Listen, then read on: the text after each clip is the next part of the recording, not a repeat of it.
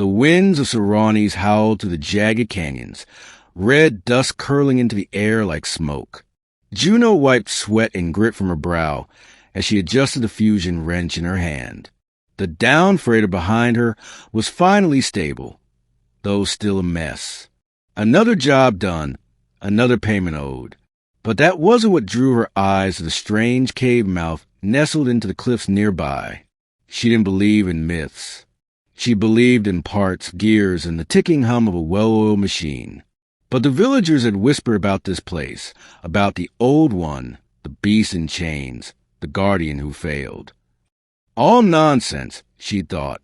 Yet here she was, walking toward the cave with a hand light and a gut feeling she couldn't shake. Inside, the temperature dropped sharply. Metallic echoes rang underfoot as she moved deeper. The cave walls were etched with faded glyphs, half buried under centuries of dust. Then she saw it. Not a statue, not a carving, but a living creature bound in chains so ancient they fused into the stone. It was enormous. A wolf. No, something beyond a wolf. Taller than she was at the shoulder, sleek and silver-furred, though dulled with time and grime. Its eyes were shut, but even still, its presence radiated danger and exhaustion and pain. Juno stepped closer. Her light glinted off the chains, which were covered in runes pulsing dimly. She traced a finger over one and hissed. The metal burned cold. A voice filled the air, not spoken, not heard, but felt. You are not one of them. Juno froze. You're awake? The beast's eyes opened, blazing violet, piercing right through her. You are human, flesh and oil, yet you do not with the seal of the Varn. I don't know what that is. Juno said carefully, try not to tremble. But you're chained here. Why? The guardian shifted, a soft clink of chain. Because I failed. Failed what? I was a protector of the star clans. When the Varn came with their silver lies and binding sorcery, I resisted. I killed many. Too many. In time, I was betrayed and shackled by those I defended. They feared me. Juno exhaled. She could feel the weight of those words in her chest. And they left you to rot. They left me to remember. Silence stretched between them. Then the wolf spoke again. You carry tools. You fix broken things. Can you break what binds me? She hesitated. Magic wasn't her field. But runes were circuits in a way, patterns, energies. Maybe I can try, she said. It took hours. She scanned the runes with her multi-tool, traced their flows with precision, her brain buzzing. Some runes were power loops, others were feedback dampeners. It was like dismantling a bomb built into a living creature. The final seal was the hardest. When she cracked it, the cave shook. The chains fell in a hiss of steam and dust. The guardian stepped forward, muscles rippling, for shining faintly now. He was free, and Juno suddenly realized just how deadly he looked now, that he wasn't trapped. She took a cautious step back. He looked down at her. You are brave. I'm an idiot, she muttered. I just freed a monster. The wolf's head tilted. Monster? His voice was colder now. Is that what I am to you? She swallowed. You're powerful. You killed many. You said it yourself. In war.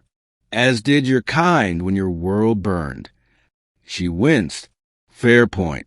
I just didn't expect you to look like you were about to turn on me. I could.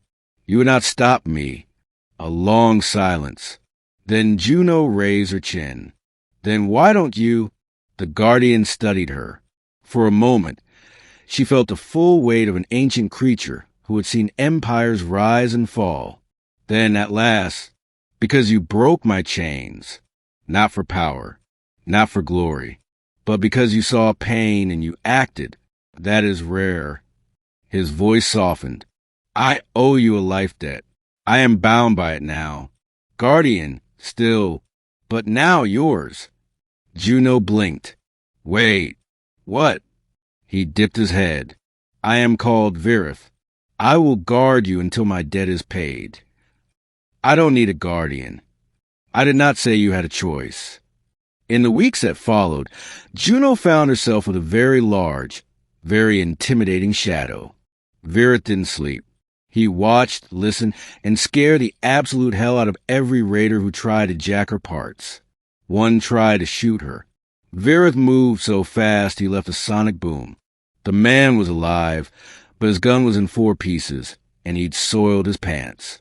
Still, Vireth was quiet, distant, like he didn't know what to do with peace. Why do you stay silent so often? Juno asked one night, adjusting her hover bike. What do you wish me to say? You ask no commands. You require no battles. She frowned. So you only understand violence. I understand purpose. Chains gave me one. You gave me freedom, and that confuses me. Juno tilted her head. Maybe you're not supposed to understand it.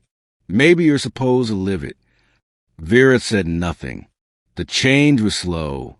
Vireth began speaking more, asking questions about her tools, watching how she repaired things. He asked to help. Turned out, claws were awful for wiring, but great for heavy lifting. Then came the storm. A massive sand raft swept through the canyon, burying settlements and disabling transports. Juno and Vireth stumbled on a crushed crawler full of survivors trapped beneath slag metal. Juno dove in to help, ignoring burns, slicing through crumpled hatches.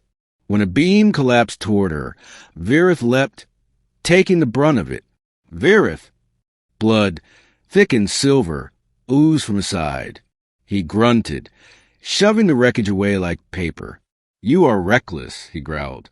And you're bleeding, she shouted, pressing a rag to the wound. He looked at her hand. You care. She blinked through grit and panic. Of course I do. You're not just some beast to me. Something in Vireth's gaze changed then. Softer, warmer. Then I will protect you, not from debt, not from duty, but because I choose to. Months passed. They traveled together, fixing tech, saving stranded folk, righting old wrongs. Rumors of the silver wolf and the wrench, which spread across the outlands. Some feared them. Others offered food and shelter. Juno never claimed to understand the bond growing between them, but it was real, deep. One night, sitting under a sky full of stars, Juno asked, Will your debt be paid? Vireth looked up. It already is. She turned. Then why are you still here? He met her eyes. Because now I choose to stay.